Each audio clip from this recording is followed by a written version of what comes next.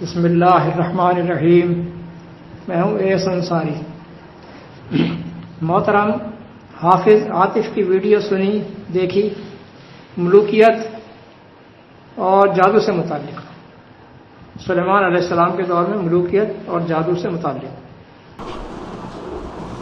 پچھلی کلاس کے اندر میں نے سحر کے معنی پر اور جو اس سے اخذ کیا جاتا ہے، یعنی اس کی جو معنی جادو کیے جاتے ہیں، اور پھر اس سے روایت حدیث سے اللہ کے رسول کے اوپر جادو کا جو بہتان لگایا جاتا ہے اس پر تفصیل سے بحث کی تھی، اور وہ ساری روایات بھی رکھی تھیں اور ان پر تبصرہ بھی کیا تھا کہ کس طریقے سے یہ اللہ کے رسول پر جھوٹ ہے کہ اللہ کے رسول پر جادو ہوا تھا۔ قرآن اس کے مکمل خلاف کرتا ہے۔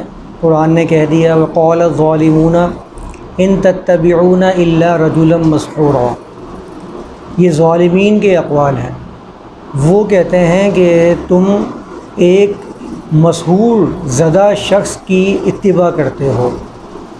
وہاں پر میں نے آپ لوگوں کے سامنے سحر کا معنی واضح کر دیا تھا کہ سحر کا معنی کیا ہے، اور ساتھ میں کچھ مثالیں بھی رکھی تھیں، اور بتا دیا تھا کہ ہمیں وہ معنی کرنے ہیں جو اس کے اصل معنی ہے۔ اگر ہم کوئی دوسرا معنی اختیار کرتے ہیں اور اس میں پہلے سے کوئی تصور موجود ہے تو ہم وہ تصور اخذ کر رہے ہیں، وہ معنی اخذ نہیں کر رہے، وہ لفظ استعمال نہیں کر رہے، بلکہ ہم اس تصور کو اڈاپٹ کر رہے ہیں۔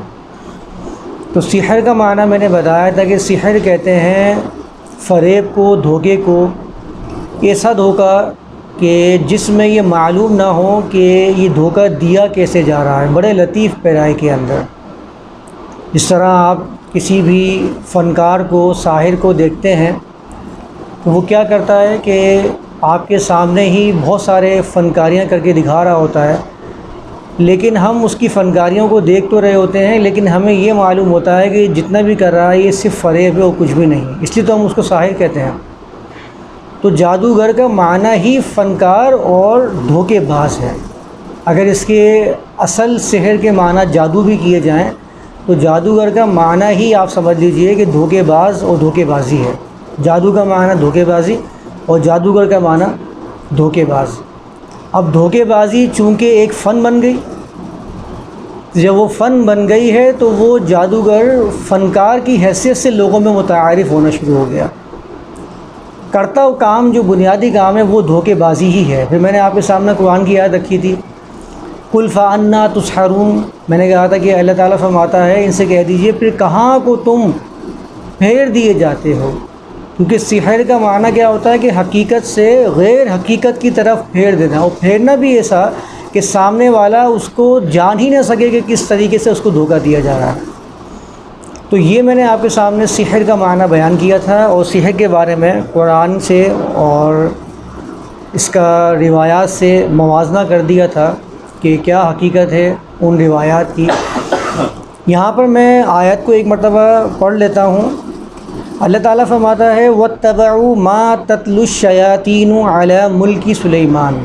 چونکہ آیت نمبر 102 پر ہمارا تسلسل انشاءاللہ ابھی قائم رہے گا، تو جو موضوعات اس سے متعلق آتے رہیں گے وہ آپ کے سامنے رکھتا رہوں گا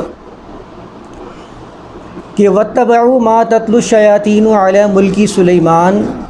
انہوں نے پیروی کی جو کچھ شیاطین گھڑا کرتے تھے۔ یہاں میں نے آپ لوگوں کو بتا دیا تھا کہ طلع علی کے ساتھ جب صلہ آتا ہے اس کا تو گھڑنا بھی ہوتا ہے۔ ہم سیاق و سباق سے معنی متعین کرتے ہیں، عربی زبان کا اسلوب ہے۔ حروف جارہ جب لگتے ہیں عربی زبان کے اندر تو سیاق و سباق متعین کرتا ہے کہ اس کے معنی کیا کرنے ہیں، کیونکہ ایک ایک حرف کے کئی معانی ہوتے ہیں۔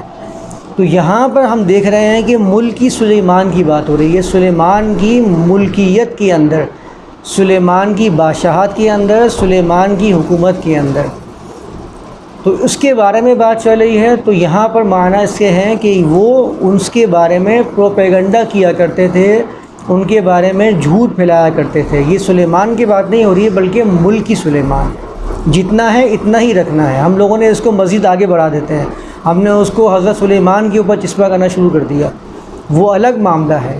یہاں جو بات ہے وہ کیا ہے کہ علی ملکی سلیمان. اب یہاں پر بھی اس کے جو ملکی سلیمان آپ کے سامنے لکھا ہوا ہے، تو ملک اصل میں عربی زبان کے اندر طاقت کو کہتے ہیں. یہاں سے پھر ایک نیا بحث کا سلسلہ شروع ہو جاتا ہے کہ ملوکیت کا معاملہ آ جاتا ہے، جمہوریت کا معاملہ آ جاتا ہے. پھر اس میں بھی مزید بحثیں چل جاتی ہیں ہمارے ہاں کہ جمہوریت جو ہے وہ شرعی ہے یا ملکیت جو ہے وہ شرعی ہے. ایک الگ الگ اس کے اوپر بحث موجود ہے. پھر وہاں قرآن سے دلیل پیش کی جاتی ہے ملکیت کے اوپر کہ دیکھیں ملکی سلیمان تو لکھا ہوا ہے یہاں پر، تو اس کا مطلب تو یہ ہوا کہ ملکیت جو ہوتی ہے وہ للہیت پہ قائم ہوتی ہے، یعنی کہ وہ شرعی ہوتی ہے. اور جمہوریت والے جو ہیں ان کے پاس، وہ جو خلافت والے ہیں ان کے پاس کوئی دلیل نہیں ہے. پھر وہ وہاں سے دلیل پیش کر رہے ہوتے ہیں خلافت کے اوپر کہ اللہ کے رسول کے بعد خلیفہ بنے تھے. تو یہ ایک الگ ہی بحث کا سلسلہ چلا جاتا ہے. اصل میں ہمیں یہ دیکھنا پڑے گا کہ جس زمانے کی یہ بات چل رہی ہے سلیمان، ملکی سلیمان، میں نے آپ کے سامنے پہلے بھی رکھا تھا کہ یہ جو ملکیت تھی یہ للہیت پر قائم تھی، کیونکہ اللہ تعالیٰ نے ان کے بارے میں کہا ہے نعم العبد انہ اواب. سورہ صاد میں اللہ فرماتا ہے کہ یہ جو سلیمان ہیں یہ بہترین بندے تھے، عبد تھے. آپ تو کہتے ہی اس کو ہیں جو کہ ہر وقت اپنے معبود، اپنے الہ کے قوانین کو سامنے رکھ کے عمل کر رہا ہوتا ہے، زندگی گزارتا ہے. تو بات تو بالکل واضح ہے کہ ان کی جو ملکیت تھی وہ شخصیت پر مبنی نہیں تھی بلکہ للہیت پر مبنی تھی. نعم العبد انہ اواب. اواب کہتے ہیں عربی زبان میں ایسے شخص کو جو بار بار لوٹ کر کسی دوسرے کی طرف جا رہا ہوتا ہے. تو اواب کا معنی یہاں پر کیا ہوا کہ ایسے عبد تھے جو اپنے معبود کی طرف، اپنے معبود سے مسلسل رجوع میں رہتے تھے، تعلق میں رہتے تھے. جب بھی کوئی معاملہ ان کو پیش آتا تھا تو وہ اپنے معبود کی طرف دیکھتے تھے کہ اس معبود نے انہیں کیا حکم دیا ہے، تاکہ وہ اپنی عبدیت کو مکمل طور پر بجا لے کے آئیں، کامل طریقے سے بجا لے کر آئیں. تو یہاں اللہ تعالیٰ نے بالکل واضح کر دیا ہے سورہ صاد کے اندر کہ ان کی جو ملکیت تھی یہ للہیت پر تھی، شخصیت پر نہیں تھی. یہ شخصیت پر کب آنا شروع ہوئی ہے ملکیت؟ یہ شخصیت پر جب آنا شروع ہوئی ہے جب کہ دین کے ٹکڑے کر کے ملوکیت کو الگ کر دیا گیا ہے اور مذہبیت کو الگ کر دیا گیا. اس وقت سے یہ جب ملکیت جو ہے یہ شخصیت پرستی کے نام سے رائج ہو گئی اور شخصیت کے ہاتھ میں اقتدار آ گیا. آپ ملوکیت کو اس طرح سمجھ لیجئے، جو تاریخ کے اندر ملوکیت چلی آ رہی ہے کہ ملوکیت ہر وہ قسم کا اقتدار ہے جس کا سرچشمہ قانون جو ہے وہ قرآن نہ ہو بلکہ اس میں قانون کا سرچشمہ کسی اور کو بنا دیا جائے، جس میں اقتدار جو ہے وہ اللہ تعالیٰ کے پاس سے، احکام جو ہیں وہ اللہ تعالیٰ کے پاس سے لے لیے جائیں اور احکام جو ہیں وہ شخصیات کے ہاتھ میں بانٹ دیے جائیں. پھر وہ جیسا چاہیں فیصلہ کرتے رہیں، وہ قانون جو اللہ تعالیٰ کی طرف سے وہ پیچھے چلا جائے، اس کو بالکل جو ہے وہ اس کو نظر انداز کر دیا جائے اور قانون جو ہے وہ بنانے والے دنیا کے اندر پیدا کر دیے جائیں، اختیاروں کو دے دیا جائے. جب یہ معاملہ پیش آنا شروع ہوا تو یہ شخصیت یعنی ملوکیت جو ہے دنیا میں رائج ہونا شروع ہو گئی. اور جب ملوکیت رائج ہوئی ہے جس میں لوگوں نے اپنے دنیاوی معاملات ارباب سیاست کے سپرد کر دیے، تو لازمی تھا کہ وہ مذہبی معاملات جو ہیں وہ ارباب شریعت کے منتقل کر دیں. اس کو دونوں کو بانٹ دیا گیا. جو اللہ تعالیٰ نے انسانیت کو حیات بخشی ہے اس حیات کے اندر کسی قسم کا کوئی انقطاع نہیں تھا. اس میں یہ نہیں تھا کہ آپ کی دنیاوی زندگی الگ طریقے سے چلے گی اور آخرت کے فیصلے جو ہیں وہ الگ طریقے سے ہوں گے. اس میں یہ نہیں تھا. اس میں تو اللہ تعالیٰ نے جو دین دیا تھا وہ آپ کی دنیا اور آخرت کا احاطہ کیا ہوا تھا، گھیراؤ کیا ہوا تھا. سحر، میجک، سحر سے متعلق وضاحت تو موصوف نے بہت بہترین دی ہے، میں بھی دیتا رہا ہوں، لیکن عاطف صاحب نے مجھ سے کہیں اچھی وضاحت دی ہے، کہیں بہترین وضاحت دی ہے. لیکن دوسرے موضوع پر یا تو ان کو دسترس حاصل نہیں یا پھر وہی کام کیا جو سارے مولوی کرتے آ رہے ہیں. کیونکہ اس موضوع پر تقریباً 2 سال سے بھی زیادہ عرصہ ہوا میں وضاحت دیتا چلا آ رہا ہوں کہ مرکزی عہدہ رسول ہوتا ہے اور رسول ہوتا ہے اور کچھ نہیں ہوتا. 2 سال سے زیادہ سے وضاحت دیتا آ رہا ہوں کہ دین اسلام میں مرکزی عہدہ اور رسول یا رسول اللہ ہی ہوتا ہے. یہ دونوں ایک ہی الفاظ ہیں. ایک میں اللہ کہہ کر واضح کر دیا، ایک میں لام تعریفی ڈال کر اس طرف اشارہ کر دیا. دونوں کا مطلب رسول اللہ ہی ہے. ساری کہانی ختم کر دی، اصل حقیقت پھر نہ بتائی. اب آئیے میں وضاحت دیتا ہوں، چونکہ یہ بہت اہم موضوع ہے اور سارا بگاڑ ہی اس وجہ سے ہوا ہے اسلام کے اندر، لہذا اس کی وضاحت دینا میں اپنے اوپر لازم سمجھتا ہوں. علی ملک سلیمان، علی ملک سلیمان پر بحث کرتے ہوئے کہہ رہے ہیں کہ اس طرح کی ملکیت نہیں تھی. وہ تو اللہ کی طرف رجوع کرنے والے تھے، یعنی سلیمان علیہ السلام تو اس طرح کی ملوکیت نہیں تھی ان کے پاس، بلکہ وہ تو اللہ کی طرف رجوع کرنے والے تھے. انہ اواب 38/30 کہ وہ تو یعنی ہر دم وہ تو اواب تھے. اواب یعنی ہر دم اللہ کی طرف رجوع کرنے والے. یہ کیا بات ہوئی جناب؟ یہ کیا سمجھا رہے ہیں آپ؟ یہ تو ان کی ذاتی صفت تھی، ان کا پرسنل ایٹیبیوٹ تھی ان کی، یہ پرسنل. اس کا عہدے سے کیا لینا دینا؟ یعنی اگر کوئی بادشاہ اللہ کی طرف رجوع کرنے والا ہو، نیکوکار ہو، تو کیا بادشاہت درست ہو جائے گی؟ اس کی وجہ سے بادشاہت درست قرار پا جائے گی. اگر بادشاہت اسلام میں ممنوع ہے تو بادشاہ کے نیک ہونے سے وہ درست قرار نہیں پا سکتی. اب اس کی وضاحت کرتا ہوں اچھی طرح سے. ملکن یا مالکن دونوں ایک ہی الفاظ ہیں. ملکن اور مالکن دونوں ایک ہی الفاظ ہیں، ایک ہی لفظ ہیں. اس کے معنی ہے با اختیار ہونا، اتھارٹیٹیو ہونا، پوسیسر ہونا. یہ کسی بھی عہدے کی صفت ہے، کسی پوسٹ کی ایٹریبیوٹ ہے، بذات خود پوسٹ نہیں ہے، بذات خود عہدہ نہیں ہے. یہ ملکن یا مالکن یہ بذات خود کوئی عہدہ نہیں ہے. اس کا ترجمہ کرتے وقت اس کا کر دیتے ہیں بادشاہ. ترجمہ کرتے وقت اس کو کر دیتے ہیں بادشاہ. بادشاہ کر دیا. خود بذات خود ایک عہدہ ہے، بادشاہ بذات خود ایک عہدہ ہے فارسی زبان میں. لہذا ملکن کا ترجمہ بادشاہ یا کنگ کر دینے سے یہ اس لفظ کی درست وضاحت نہیں ہو سکتی. یہ اس کی درست وضاحت نہیں ہے.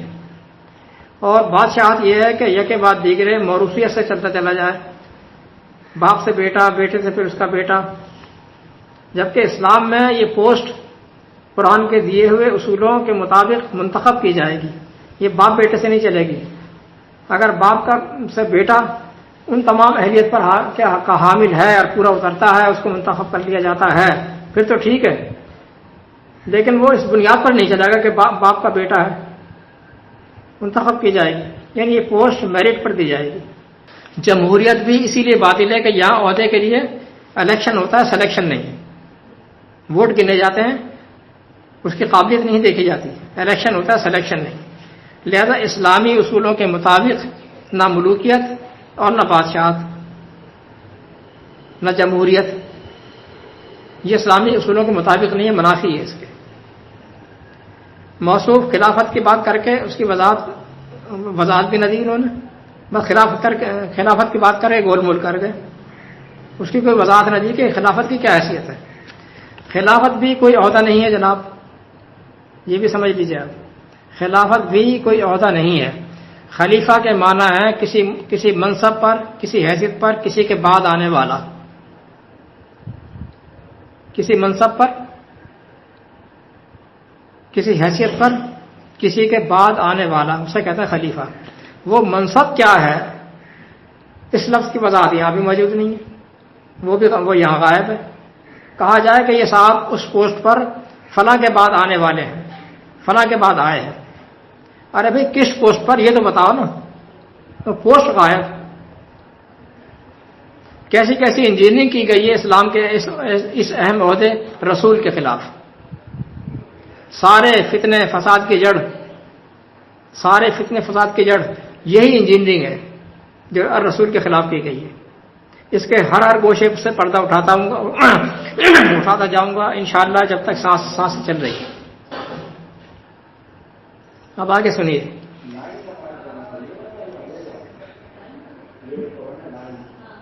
دین اسلام تمام نظام ہائے سیاست میں ایک منفرد حیثیت رکھتا ہے۔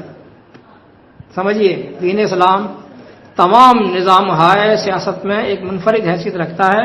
دنیا میں جتنے بھی دین نظام چل رہے ہیں سب کی لیجسلیشن انسان کرتے ہیں، سب کی لیجسلیشن، سب کی قانون سازی انسان کرتے ہیں، آئین انسان مرتب کرتے ہیں۔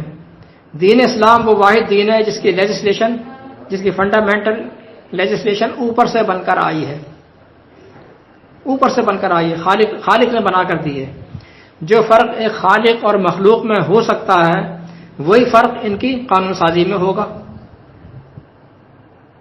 اب یہ کتنا بڑا فرق ہے، یہ کتنا بڑا فرق ہوگا اہل بصیرت جان سکتے ہیں، تبصرہ کرنے کی ضرورت نہیں ہے۔ لہذا اس نظام کے مرکزی عہدے دار کا نام اس نظام کے خالق نے رسول اللہ رکھا ہے۔ اس میں اللہ اہم ہے، رسول اللہ میں اللہ یہ اہم ہے، کیونکہ باقی نظاموں میں اللہ نہیں تھا، باقی نظاموں میں اللہ نہیں تھا، اور رسول اس کے پہنچانے اور نافذ کرنے والا۔ جس طرح یہ نظام منفرد ہے اسی طرح اس کا عہدہ بھی منفرد ہے۔ انسانوں کا رکھا ہوا کوئی نام اس پر فٹ نہیں آئے گا۔ باقی تفصیل میں اتنی بار دے چکا ہوں کہ بار بار دینے پر لوگ بھی شاید اکتا جائیں گے۔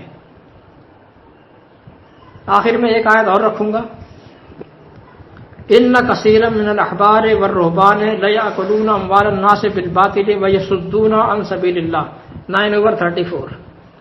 بہت بھاری تعداد، بڑی تعداد احبار اور رہبان، احبار اہل علم، عالم، علماء، رہبان یہ صوفی وغیرہ جو ہوتے ہیں، یہ ایسی ہے، بہت بڑی تعداد ایسی ہے، کثیر من الاحبار والرہبان ہے، کیا کرتے ہیں؟ لیأکلون اموال الناس بالباطل، باطل طریقوں سے لوگوں کا مال کھاتے ہیں۔ یہ سارے مذاہب اور مسالک جو بنا رکھے ہیں یہ کیوں بنا رکھے ہیں؟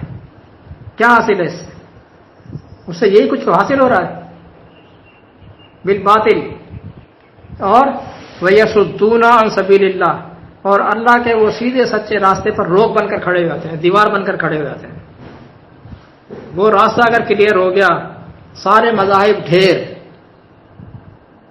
اصل ڈگر پہ چڑھ جائے گا دین اسلام، سب سارے مذاہب ڈھیر، سارے مولوی ملا مفتی جو کھا رہے ہیں بیٹھ کر، یہ سب ڈھیر ہو جائے گا۔ وَيَصُدُّونَ سبیل سد لگا دیتے ہیں، دیواریں کھڑی کر دیتے ہیں، بیریئر لگا دیتے ہیں اللہ کے راستے پر، وہ راستہ کلیئر نہ ہو جائے کہیں۔ والسلام